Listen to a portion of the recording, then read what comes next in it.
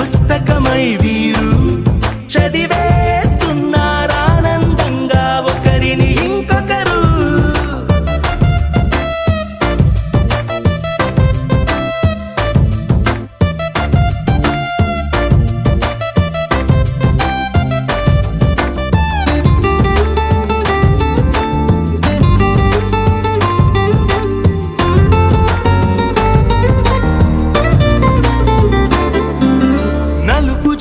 నలుసైన అంటుకోని హృదయాలు తలపులోతున ఆడమగలని గురుతు